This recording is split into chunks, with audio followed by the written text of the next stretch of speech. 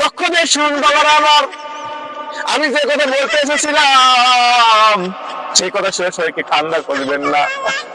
রাস্তা দেওয়ার সময় একটা যুবক দেখে আমার বললো, হুজুর আসসালামু আলাইকুম। আমিও বললাম ওয়ালাইকুম আসসালাম। তা বাবা তোমার কি খবর, আমাকে এভাবে ঠেকাইলা কি জন্যে? তবে যুবকটা আমায় ডাক দিয়ে বললো, হুজুর আমার খুবই সমস্যা। কি সমস্যা? আমার গার্লফ্রেন্ড আমার থেকে পালাইয়া চলে গেছে। বললাম কারণটা কি? ওই বাবা আমার গার্লফ্রেন্ড আমারে বলে আইফোন 60 প্রো ম্যাক্স কিনতে।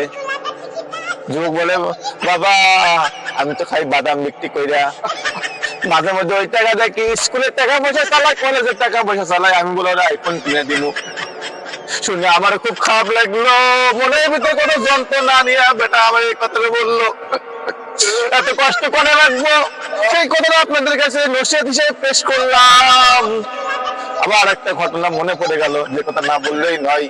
পরে একদিন আমি শেষ করে মাহফিল শেষ করে আমি বাসায় চলে গেলাম।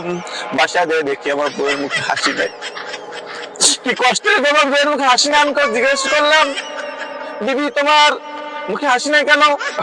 সে আমার বলতো, আপনার যে বলছিলাম আপনার শাড়ি একটা লিপস্টিক আইডানা মাস্টার দিতে, আপনার তো কিছু জানেন নাই। ওই দিন সারা আমার সাথে কেউ কোথাও বলে না।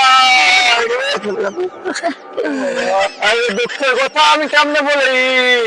বলতে বলতে আর একটা ঘটনা বলে গেল।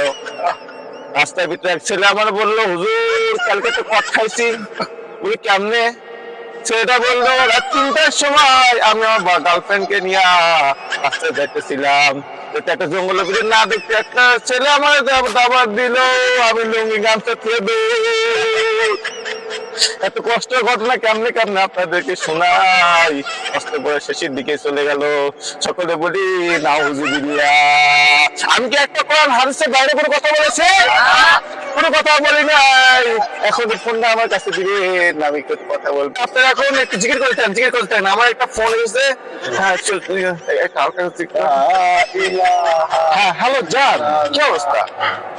ফোন তো আমি এখন ওয়াজ মাহফিল আসছে, ফোন দেবো এখন তো ফোন ধরা যাবে না, এখন ওয়াজ মাহফিল। আচ্ছা ঠিক আছে, পরে কথা বলতে হবে।